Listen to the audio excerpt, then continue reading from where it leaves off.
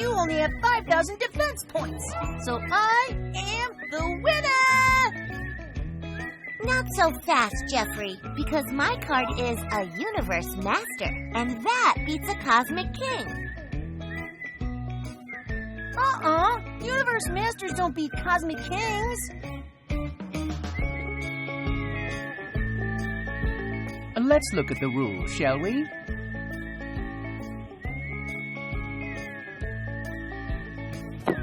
This should settle things. Now let's see here. Ah, yes, here it is. The Universe Master defeats all cards except the Universe Terminator. Told you so. Oh, darn. It's always best to check the rules when you can't agree on how exactly a game should be played. As a general principle, rules are very helpful whenever people have different ideas about how something should be done. Like in our homes, family rules tell us how much television time, if any, is allowed. And in our schools, rules tell us how many books we can borrow from the Learning Center. In our communities, traffic rules tell drivers when to stop and go, thus preventing auto accidents. Community rules are often called ordinances. Rules in our states, such as those that tell us how fast cars can go on highways, are called laws. The rules for our country are also called laws.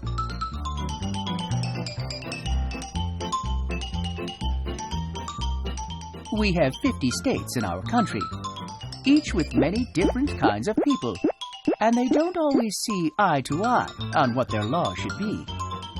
For instance, they may differ in their views about how much smoke should be allowed from a factory smokestack. Because people in different states and different communities don't always agree about what their law should be, it's a good idea to have a main law to settle disagreements when there's a dispute about what a law should or does say. In the United States, our main law is called the Constitution. As it happens, I've been working on a computer program that can take us back more than 200 years, when the United States was a very young country and didn't have its Constitution, its main law. Gee, Mr. Beanbody, where the heck are we? And exactly what year is it anyway? If my program has worked correctly, and it certainly looks like it did, I'd say we're in the city of brotherly love, Philadelphia, Pennsylvania, and it's 1787. Phew. It sure is hot, Mr. Beanbody. It's obviously summer, Jeffrey. Do you see that building over there?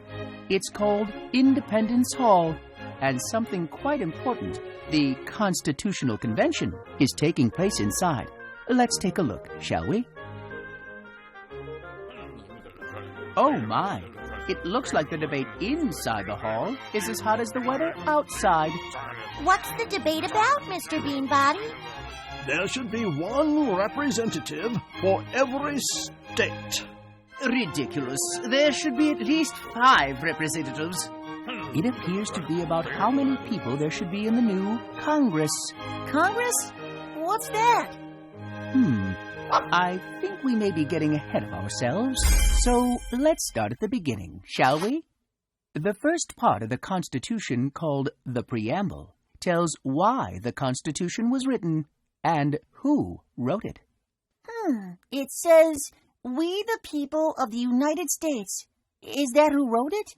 Well, the people we just saw, they're called the framers of the Constitution, spoke for or represented all the people of the United States. So, in a sense, yes, all the people were responsible for writing it.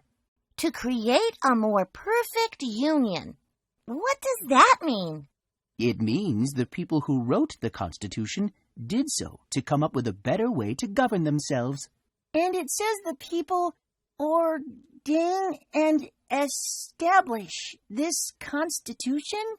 Meaning that they officially created it to have, as the Constitution says, a country that would be fair and peaceful, where people could protect themselves if need be, where everyone would be encouraged to create a better life for him or herself and for everyone else, and where all our freedoms, such as freedom of the press, would be protected, both now and in the future. And now, I think, is one of those times during which we have to go backward to move forward. So, let's go back to the summer of 1787, shall we? There's the man who's often called the father of the Constitution, James Madison. He carefully studied many different forms of government, those of the Greeks, Romans, English, and so on. After his lengthy studies, he began to write down his ideas and to speak about them at the convention. James Madison was the most respected framer, with the possible exception of George Washington, who would become our country's first president. Which leads us to something very important about the Constitution. It established our form of government, which has three parts, or branches. The first, called the executive branch, is the president and a vice president who make sure that all of the laws are obeyed. Of course, they have many helpers. The second, called the legislative branch, makes those laws. This branch has two parts, the Senate and the House of Representatives. The third part of our government is called the judicial branch. It's made up of judges who decide exactly what the laws mean when there's a question about them, and who has or hasn't broken a law. Wow! Did the Constitution do anything else, Mr. Beanbody? Oh, yes, indeed, Jeffrey. You see that part there called Article 5? It made sure that the Constitution could be brought up to date in case it needed to be. And in fact, less than 2 years after the Constitution was written, the first 10 amendments, or additions, were agreed upon. And these Bill of Rights, as they're called, became part of the Constitution, which was finally approved in 1789. What do the Bill of Rights say, Mr. Beanbody? They say that we Americans can speak whatever is on our minds, as long as our words don't hurt anyone. We're free to write whatever we want also, again, as long as our words aren't harmful. We are free to practice any religion we want, and to gather in any group of our choosing. In addition, we have the right to have a trial by jury, among other rights. Now that we've taken a trip back to the 18th century, it's time to head back to the present, which, by a remarkable coincidence, is September 17th, Constitution Day. Constitution Day? Right. Every year on that day, Americans all around the country celebrate this remarkable document that has played such an important role in the success of our great nation. Schools in Iowa first recognized Constitution Day in 1911. By 1949, every state had a Constitution Day, but not all of them were on September 17th. President Dwight D. Eisenhower changed that in 1952 when he proclaimed that September 17th would be a national holiday called Constitution Day and Citizenship Day, although now it's more commonly shortened to just Constitution Day. Louisville, Ohio is called Constitution Town because a woman who lived there, Olga Weber, was partly responsible for the Senate passing a resolution in 1956, making September 17th through the 23rd Constitution Week.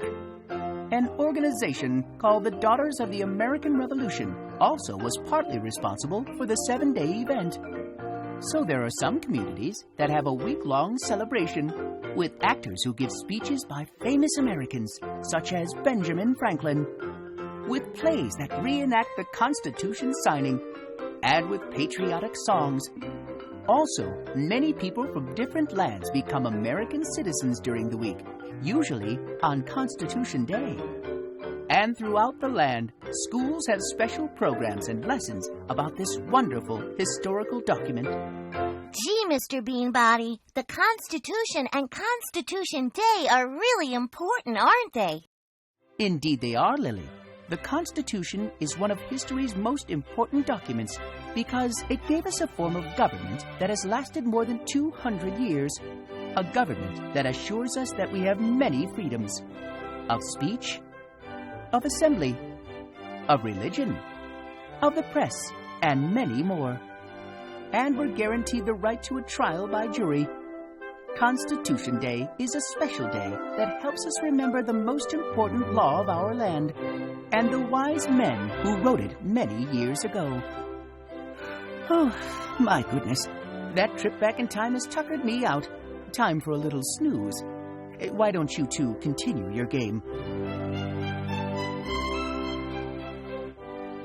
Oh, and don't forget, it's always a good idea to consult and follow the rules.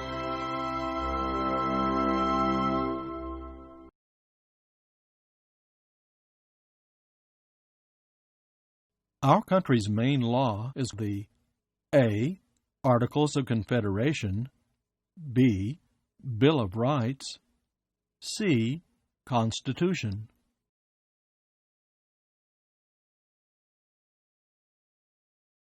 Where was the Constitutional Convention held?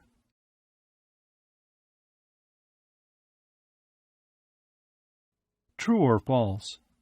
The two most respected people at the Constitutional Convention were James Madison and Patrick Henry.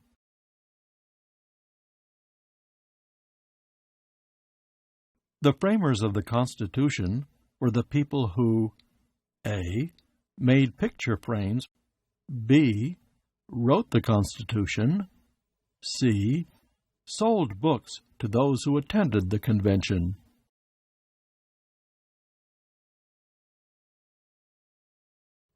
Congress's job is to make true or false.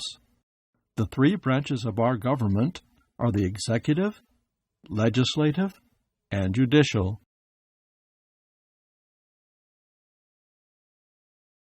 Congress is made up of the A. President and Vice President, B. Supreme Court Justices, C. Senate and House of Representatives.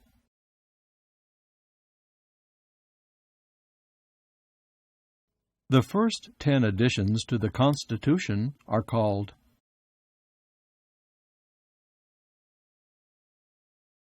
True or false? President Dwight Eisenhower proclaimed that September 17th would be Constitution Day and Immigration Day.